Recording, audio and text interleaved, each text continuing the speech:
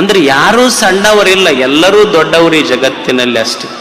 ಅದಕ್ಕೆ ಒಬ್ಬ ಗುರು ಒಬ್ಬ ಶಿಷ್ಯನಲ್ಲಿ ಅರುವನ್ನ, ವಿಚಾರವನ್ನ, ಜಾಗೃತಿಯನ್ನು ಮೂಡಿಸುವವನು ನಿಜವಾದ ಗುರು ಆಗ್ತಾನೆ. ಆ ದಿಶೆಯಲ್ಲಿ ನಿಮ್ಮ ಗುರುಗಳು ಇಡೀ ಸಮಾಜದ ಮಕ್ಕಳಿಗೆ ಅವರಲ್ಲಿ ಶಿಕ್ಷಣವನ್ನು ತುಂಬುವುದು, ಶಾಂತಿಯನ್ನು ತುಂಬುವುದು, ಏಳಿಗೆಯನ್ನು ತುಂಬುವುದು, ಅಭಿವೃದ್ಧಿಯನ್ನು ತುಂಬುವುದು, ಇದೆಲ್ಲ ಗುರುಗಳು ಮಾಡ್ತಾ ಇದ್ದಾರೆ. ಅಂಬೇಡ್ಕರ್ ಅವರು ಒಂದು ಸುಂದರ ಮಾತು ಹೇಳ್ತಾರೆ, ಪ್ರತಿ ಸಮಾಜಕ್ಕೂ ಶಿಕ್ಷಣ ಎಷ್ಟು ಮುಖ್ಯ.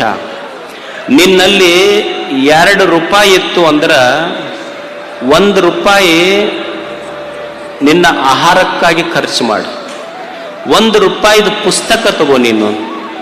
ನಿನ್ನ ಹತ್ರ 2 ರೂಪಾಯಿ ಇತ್ತು ಅಂದ್ರೆ 1 ರೂಪಾಯಿ ಊಟ ಮಾಡು, ಆಹಾರಕ್ಕಾಗಿ ಖರ್ಚು ಮಾಡು, 1 ರೂಪಾಯಿದ್ದು ಪುಸ್ತಕ ತಗೋ. ಯಾಕಂದ್ರೆ 1 ರೂಪಾಯಿ ಕೊಟ್ಟ ಖರೀದಿಯ ಆಹಾರ ನಿನ್ನನ್ನು ಬದುಕಿಸ್ತೈತಿ, 2 ರೂಪಾಯಿ ಕೊಟ್ಟು ತಗೊಂಡ ಪುಸ್ತಕ ನಿನ್ನನ್ನು ಹೆಂಗ ಬದುಕಬೇಕು ಸಮಾಜದೊಳಗೆ ಅನ್ನುವುದನ್ನು ಕಲಿಸ್ತೈತಿ. ಪುಸ್ತಕ, ಶಿಕ್ಷಣ ಅಷ್ಟು ಮುಖ್ಯ. ಅದಕ್ಕಾಗಿ ಇಲ್ಲಿ ಗುರುಗಳು ಒಂದು ಶಿಕ್ಷಣ, ಸಮಾಜ ಎಲ್ಲವನ್ನು ಮಾಡಿದ್ದಾರೆ. ಅದಕ್ಕಾಗಿ ನಮ್ಮಲ್ಲಿ ಯಾವಾಗಲೂ ಕೀಳರಿಮೆ ಬೇಡ. ರವೀಂದ್ರನಾಥ್ ಟ್ಯಾಗೋರ್ ಅಂತಾನೆ, ದೇವರೆಲ್ಲದಾನ, he is there. You should never seek him in the dark corner of a temple. ದೇವರನ್ನ ಗತ್ತಲೆಯ ಗರ್ಭಗುಡಿಯಲ್ಲಿ ದೇವರನ್ನು ಹುಡುಕಬೇಡ ಮನುಷ್ಯನೇ. ಓಪನ್ ದೈ ಐಸ್.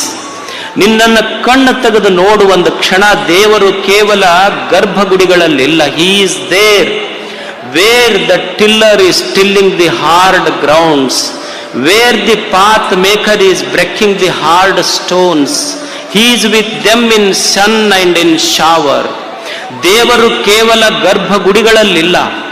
ದೇವನು ಎಲ್ಲಿದ್ದಾನಂತಂದ್ರ ಬಿಸಿಲು ಮಳೆಗೆ ಲೆಕ್ಕಿಸದೆ ದುಡಿಯುವ ರೈತನ ನೇಗಿಲಿನೊಳಗೆ, ಕಷ್ಟಪಟ್ಟು ಕಲ್ಲು ಒಡೆದು ಮಂದಿರಗಳನ್ನ ನಿರ್ಮಿಸುವ ಕಲ್ಲು ಕುಟಿಗನ ಉಳಿಯೊಳಗೆ ದೇವರಿದ್ದಾನೆ. ಅದು ದೇವರ ನಿವಾಸ. ಅದು He is there with them in sun and in shower. ದೇವನು ಎಲ್ಲದರಲ್ಲಿದ್ದಾನೆ. ಅಂಥ ದಿವ್ಯತೆಯನ್ನ ನಿಮ್ಮೆಲ್ಲರ ಅಂತರಂಗದಲ್ಲಿ ತುಂಬಲಿಕ್ಕೆ ಪೂಜ್ಯ ಗುರುಗಳು ಇದೊಂದು ದೊಡ್ಡ ಕೆಲಸವನ್ನ ಇಲ್ಲಿ ಮಾಡ್ತಾ ಇದ್ದಾರೆ. ಇದೇ ದೇವ ಪೂಜೆ. ಬಸವಾದಿ ಶರಣರು ಕಲಿಸಿದ ದೇವ ಪೂಜೆ ಅಂದ್ರೆ ಸಮಾಜವನ್ನ ಮೇಲೆತ್ತುವ ಕಾರ್ಯವೇ ದೀನ ದಲಿತನಿಗೆ, ಬಡವ ಬಲ್ಲಿದನಿಗೆ ಅವನಿಗೆ ಅನ್ನ, ಅಕ್ಷರ, ಅರಿವು, ಆಶ್ರಯ, ಆರೋಗ್ಯ, ಆಧ್ಯಾತ್ಮ ದಾಸೋಹಗಳನ್ನು ಕೊಡುವುದರ ಮುಖಾಂತರ ಅವನನ್ನು ಮೇಲೆತ್ತುವುದೇ ನಿಜವಾದ ಪೂಜೆ. ಪೂಜಾ ಅಂದ್ರೆ ಬರೇ ಗರ್ಭಗುಡಿಯಲ್ಲಿ ಕುಳಿತುಕೊಂಡು ಮಾಡುವುದು ಪೂಜೆ ಅಲ್ಲ. ಬಿದ್ದಂಥವನಿಗೆ ಮೇಲೆತ್ತುವ ಕಾಯಕವೇ ನಿಜವಾದ ದೇವ ಪೂಜೆ. ಬಸವಣ್ಣವ್ರಿಗೆ ಕೇಳಿದ್ರಂತೆ ಯಾರೋ, ಅಲ್ರಿ ನೀವು ಇಲ್ಲಿ ಕೆಳಗಿದ್ದ ಜನರ ಸೇವಾ ಮಾಡಂತೀರಿ, ಇದನ್ನು ಮಾಡಿದ್ರೆ ದೇವ ಪೂಜೆ ಅಂತಿರಲ್ಲ. ದೇವ್ರು ನಾವೇನ್ ತಿಳ್ಕೊಂಡಿವಿ, ಮ್ಯಾಲದನಂತ ತಿಳ್ಕೊಂಡಿವಿ. ಇಲ್ಲಿ ಕೆಳಗಿರುವ ಜನಗಳ ಸೇವಾ ಮಾಡಿದ್ರೆ ಮ್ಯಾಲಿರುವ ದೇವರಿಗೆ ಹೆಂಗ ಪ್ರೀತಿ ಬರ್ತದ ಹೇಳ್ರಿ ನಮಗೆ. ಜನ ಕೆಳಗದರ, ಇವ್ರ ಸೇವಾ ಮಾಡಿದ್ರೆ ಮ್ಯಾಲಿರುವ ದೇವರಿಗೆ ಹೆಂಗ ಪ್ರೀತಿ ಬರ್ತದೆ. ಅವಾಗ ಬಸವಣ್ಣವ್ರಂತಾರ, ನೋಡ್ರಪ್ಪ, ಈಗ ಒಂದು ತೆಂಗಿನ ಗಿಡ ಐತಿ. ಒಂದು ತೆಂಗಿನ ಗಿಡಕ್ಕ ತೆಂಗಿನ ಕಾಯಿಯೊಳಗೆ ನೀವು ಮ್ಯಾಲ್ ಹೋಗಿ ಯಾರು ಸಕ್ರೆ ನೀರು ಅದಕ್ಕೆ ತುಂಬಿಲ್ಲ, ಯಾರೂ ಸಕ್ರೆ ನೀರು ತುಂಬಿಲ್ಲ. ನೀರು ಹಾಕಿದ್ದು ಬೇರಿಗೆ ಹಾಕಿರಿ. ಬೇರಿಗೆ ನೀರು ಹಾಕಿದ್ರು ಮುಟ್ಟಿದ್ದು ತೆಂಗಿನ ಕಾಯಿಗೆ ಹೆಂಗ ಮುಟ್ಟೈತೋ ಹಂಗ ಈ ಜಗತ್ತಿನೊಳಗಿರುವ ಜನರನ್ನ, ಬಡವರ ಬಲ್ಲಿದರ ಸೇವೆ ನೀ ಕೆಳಗಿದ್ದವನಿಗೆ ಮಾಡಿದೆ ಅಂದ್ರೆ ಅದು ಮ್ಯಾಲಿದ್ದ ದೇವರಿಗೆ ತಾನೇ ಮುಟ್ತೈತದು ಅಂತ. ಮರದ ಬಾಯಿ ಬೇರೆಂದು ತಳಕೆ ನೀರೆರೆದರೆ ಮೇಲೆ ಫಲ್ಲಭಿಸಿತ್ತು ನೋಡ. ಅದು ನಿಜವಾದ ಸೇವೆ.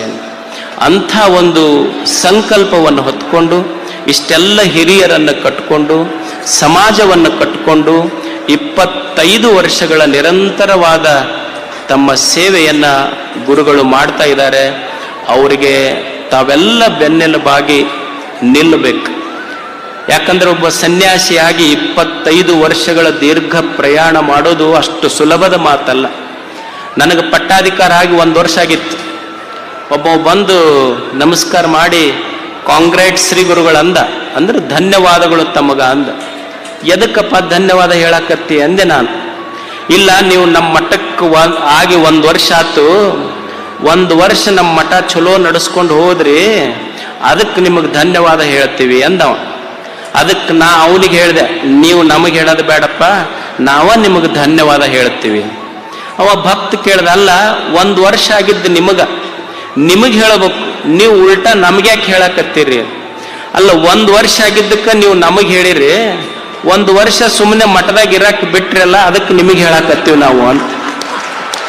ಬಿಡ್ಬೇಕಲ್ಲ ನೀವು ಸುಮ್ಮನೆ ನಮಗ.